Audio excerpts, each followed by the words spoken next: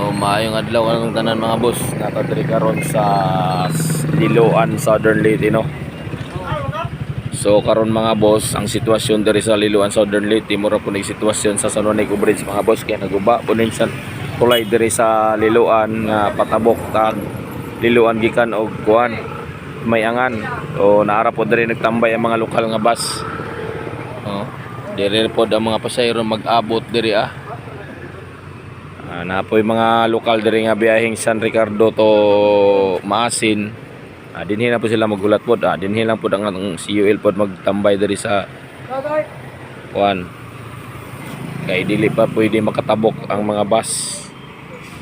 So parehas lang, same situation lang San Juanico og Liloan.